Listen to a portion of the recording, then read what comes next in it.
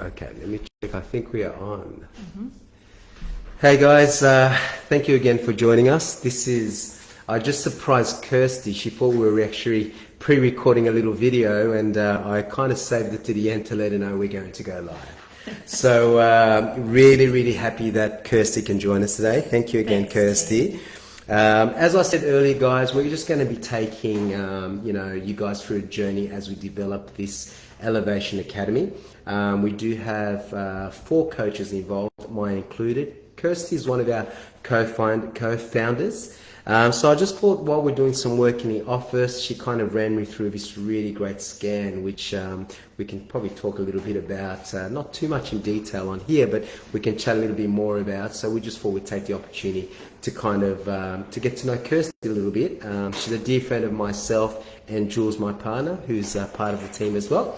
So Kirsty, welcome. Thanks, Steve. Thank you for joining. Thank you so much. We had a bit of work to do prior, but thank you again. I guess the first question, which is obviously the most obvious, is tell us a little bit about yourself, in what field you work in, and a little bit more about your background in that space. Okay, sure. I'm a naturopath. I've been practicing in private clinical practice for 19 years. And it all was born out of my own health as a kid. Wow. So I had really poor health growing up. I was in and out of hospital up until the age of 5 with chronic chest infections, to the point my parents were told they thought I had cystic fibrosis. Constant tonsillitis, allergies, chest infections, severe asthma. Wow. And I just went through then childhood like that. Yes. And then I got into my teens though, and I started suffering quite significant pain with my digestive system. Wow. So with bloating and cramping and pain, and I didn't tell anyone about it, and I just suffered myself, and I'd be often just curled up in a ball in agony at school. And I just thought it was something I had to put up with. I thought it was a normal part of life. Yes. And it actually wasn't until I probably,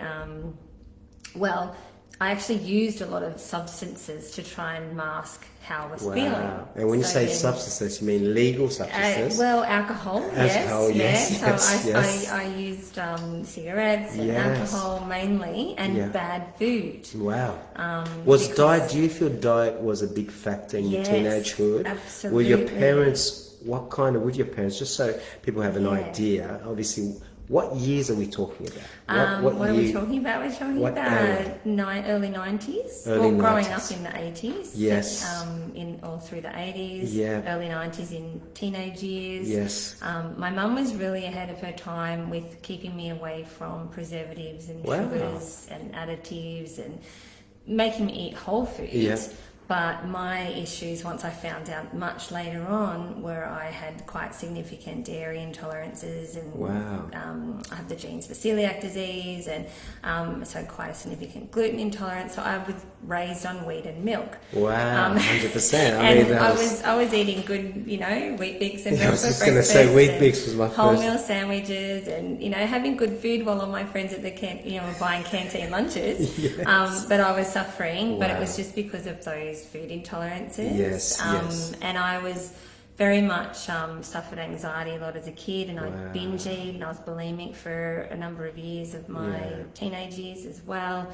And do you think your bulimic also can say, obviously all other areas, but was also due to the pains you were feeling due to the food?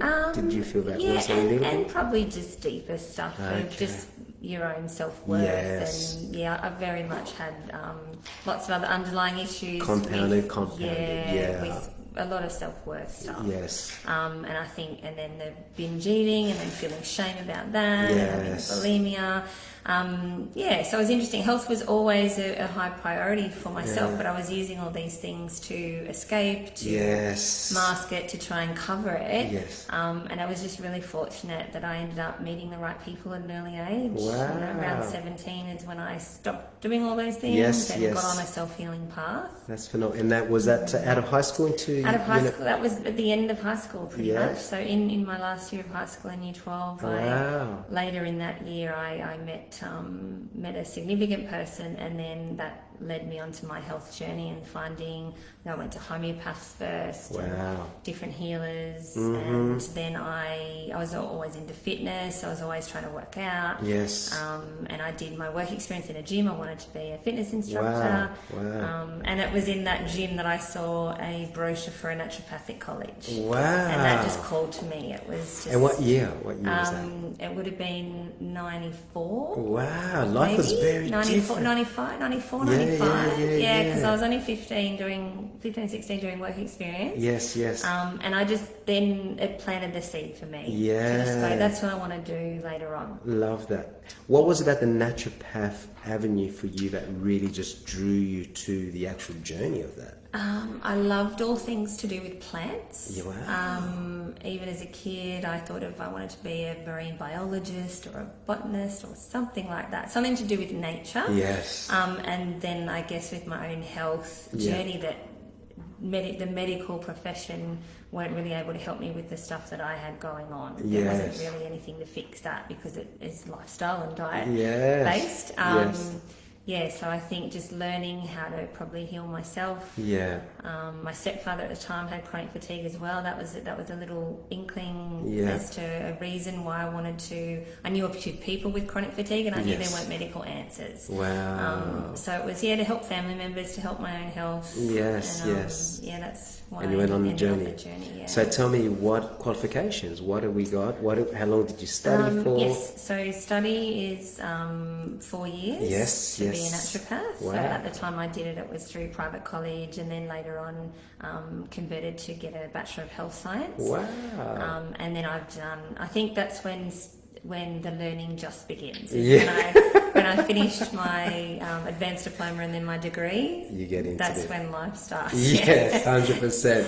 Yeah. I will say you are the scientist in our team. Okay. There's some Yeah. terminologies that you speak that my Georgia just drops to me. It's just that food in, food out. Yes. But it's so nice to hear that. Obviously, with that background that you've had, it's giving you a much more broader understanding of that space. The ins and outs of how the body works. Yes. And all of that. Yeah. I love. Really looking forward to obviously, learning more about the different courses and events that you'll be launching, which is exciting. I guess the next question for me would be, what do you think at the moment is the people's biggest issues when it comes to their diet, and what areas do you think, because I know you've worked with a number of workshops you've held, you've worked with hundreds of people, what do you find is the biggest challenge for them when they think about health and they think about diet? I really think the biggest challenge is everybody is time poor and everyone's lives are so busy. Wow. So I really think that's the biggest challenge I come across. Yeah. So the busyness, being time poor, not having motivation and just being exhausted as well. So getting to, the end of the day and, you don't want to have to think too hard about what to cook for dinner. Yes.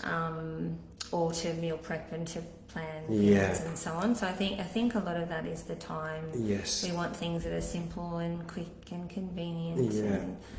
And we make poor choices when we're exhausted. Yeah.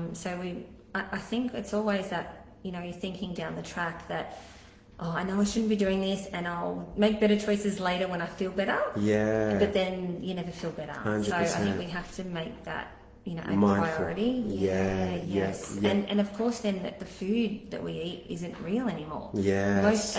We have to actually work hard and try and be really Yeah. vigilant to eat real food. I was going to ask that.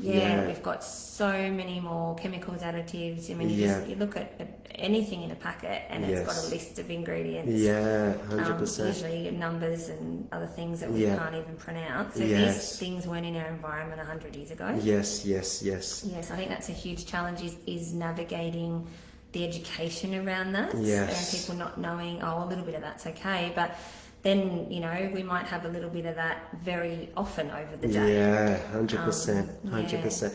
I think it's, for me, so interesting because I think the first factor that you mentioned is the most obvious, which is time, and people being super time poor and not thinking that they don't have the time for that. So that to me is super universal. I think the most other aspect is people are really overwhelmed when they hear anything to do with food. Yes. They see so many numbers and strategies and then preservatives and all that stuff. And hence why I'm so excited and this is noble to be able to be collaborating with you, you know, and to really having ways for people to be able to find out really easy to manage tools that they can actually implement. Yes. To create a more mindful habit in that, you know, because the reality is, I think our gut, as you have said to me many times, our gut is the way that we feel. What we put in, obviously, is that space in there. So it's phenomenal that, you know, I think you offer such a wealth of information. It's so good to be able to offer that to our members too when we finally launch, you know, because people know that, which is universal. Yes. I love the aspects that we can actually start giving people some really simple, digestible things that they can do in action to be able to get that result, which is phenomenal. My next question, me as a 45-year-old male, I'll be, you know, part of and looking at creating some programs for men with Elevation Academy. I guess I'd ask you a real nice basic question. You know, with the men that you have worked over 40s or 50s, when it comes to diet and health and even addictions, you know, I find that, you know, addictions, most men over 40 and 50, there's habits that we keep regularly on. For you, what if, let's say, for example, a 50-year-old male came up to you and said, look, I just need 3 basic tips from you. Just 3 basic tips that I can just action today that you feel would just be something that could compound later on to something more. What would that be? Okay, that's a hard one. Yeah, I can imagine. Look, I'm very simplistic, but I mean, it's look, the whole food, getting the nutrition right, is key, because you can change and influence so much. I think that's something we also don't always realise, is the power of what we're putting into our mouths. And, you know, we're looking for this magic bullet for all of these symptoms or ailments, and we think it is in a magic supplement, or, you know, we have to be taking all these fancy things to feel better. But the biggest thing we have control of, and the most powerful thing, is our nutrition. So it would be to really get the right advice and support around how to implement that. Love that. The exercise, of course, which is your specialty. Beautiful. Definitely we need to physically move our bodies. And it's such a big one, especially if people are, you know, and they can get away with it maybe in 20s and 30s. Or you're just naturally active because you're playing a sport, or you know, you're doing lots more. But the worst thing for us is to be sedentary, is to be sitting in an office job, not moving 8 hours a day, and then we think we can get everything we need with an hour in the gym. And we need to be moving our bodies a lot more. And then I think the stress support, the mindfulness, implementing a meditation technique or a relaxation tool regularly, consistently. We need that to calm down our nervous systems and our cortisol. And I find, you know, most men at that age, and probably women too, similar complaints around, you know, feeling like they're not managing their stress and not enough energy, not sleeping well enough, and not able to lose body fat. 100. You know, they would be like key things that probably we all struggle with over 40s. And I think what I love about working with men in that space too is that there are some really key tests and ways of finding out if they have any underlying risks towards chronic disease. 100. So things like cardiovascular disease and diabetes. Which are the major ones now. And they're the ones that we're getting diagnosed in our 50s and 60s. 100%. And the ones that most medical tests aren't going to tell you until you've got the problem. So I like to be doing different screening tools a lot earlier, so we can pick up if there's any underlying risks. And I'll look at pathology tests in different ways as well that'll pick up things earlier. It's one of the things that I'd like to prevent people getting chronic disease. And we're living longer. Like, we've got better technology potentially, so we can take a medication and extend our lifespan. But the stats still show that a lot of us spend the last 2 decades of our lives in chronic disease and disability. So we're wanting to make our health a priority, not just because we've got an ailment now, we've got a problem, but looking ahead, you know, 10 years, 20 years, 30 years, 40 years, 50 years ahead. and we want to be thinking, you know, how do I want my life to look like? You Yeah. know, what's the energy levels I want? How do I want to move my body? Yeah. How do I want to feel? And make choices for that future self Yeah, as well. I It's love that. really hard. We all want this immediate Yeah. rewards, or we don't action something unless we've got a problem. And I think you've just hit it perfectly, especially around the 50 age. I find it's a period for men, anyway, from the men that I've worked with, where it's a real reset stage. Yes. They're searching for that. Yes. And a lot of them are just, that's where they're just not sure what to do. Like They Yeah. feel it. That's Yeah. where the depression hits. Whatever comes in, you know, they come through midlife crisis. They hit that reset space where they relook at their life. Like the men that I work with, and I train with them one-on-ones. I remember I just had a client the other day. He's like a biologist, works for a gas company. He's been all around the world, does this like 12-hour days. You know, I'm sure he's quite set in all the areas of his life when it comes to the financials. But when we had our consultation, the biggest thing for him, he was saying to me, man, I just don't feel strong. And I remember we had our session together and we were just doing simple lunges. And for him, it literally was the hardest thing he's ever done. You know, and you'd look at him from the external and you'll say, wow, you look healthy, you look fit, you look great. But it's not until you put them in a compromising position that they need to move like this and they need to relook at it. But it hits to them like, shit, if ever I was in a position where I had to go and do this movement to pick up somebody, and after 10 steps, I'm gone. Yeah. And it's not until you put yourself in those compromising spaces that I think you realize what you're saying. Yeah. A reset must happen. Yes. You know, and nutrition and eating is phenomenally important. Exercise is phenomenally important. And the third one, just meditation. It's something that us as men were so disconnected to because we think our meditation is how much money I bring in and I'm providing and that's my purpose, but there's something deeper in us that we need. So I love those three. I think they're free that we can it brings us to having a purpose too, a purpose, doesn't it? right? Yeah, Gives you direction. Yeah. Boom, boom, boom. Yeah. 1, 2, 3. So I love that. And I think that's definitely something that we'll be introducing as well. Even with your tests and all that, I know that there's a lot. My question with the tests, I will ask this, just because I know you're creating some of those courses and events, is can those tests that you do be done online? Or was Some. Great. Some of the tests are in person only, like the heart test that we just did. Yes. But other things are even just markers in our blood work that we can just read in a different way. Yes. Genetic testing is something. So they can that go to be the done. GP, get the blood test, send that through to you, and Exactly. you can read and give Exactly. directions into that Yes. space. Phenomenal. Yeah. And the blood works are quite, they can tell you a lot. They can, they can tell a Phenomenal. lot. Yeah. Phenomenal. Thank you for that. I love that. Love those three as well. We'll definitely be looking at creating something in those elements.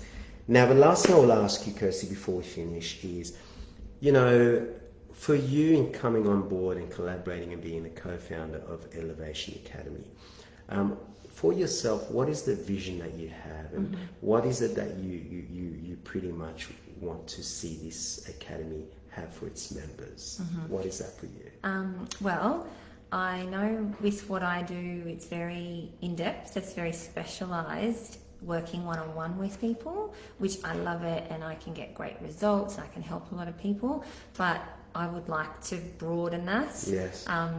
Help support people on a bigger scale, Yes. a broader scale. Yes. Where it takes a lot of time, investment, and money and commitment to come and see me as a one-on-one client. So it'd just be really nice to be able to help to offer support in all areas of life, which is why I love that we've got the four of us, because it really is working on, mental health, emotional health, spiritual health and physical health. So I feel, we need that support in all areas. Yes. And it would be great to build a community of like-minded people. Yes. And I just love the name, to elevate our lives. That's elevate all those areas of lives. Yes. Areas of our lives. I love that. I love that. And I think that's we all share that vision, Yes, which we is do. so We're all exciting. very aligned, And, we all agree what we do, and we also understand that time and money is a big thing for people. Cost of living is being more not accessible, accessible, reaching more people, community, and being, coming up with simple strategies. Correct. That that people can implement to Correct. give results. I love that. Yeah. We're in a great community. So really excited to kind of keep plodding along Yeah, on that. me too. Yeah, and releasing that launch. But thank you, Kirsty. You're welcome. Really, really appreciate it. Guys, thank you again. Next week we'll surprise you guys with another one of our co-founders and facilitators. But thank you for joining us. I will just now click this off, and thank you again, Kirsty, You're welcome. for sharing that as well. Bye.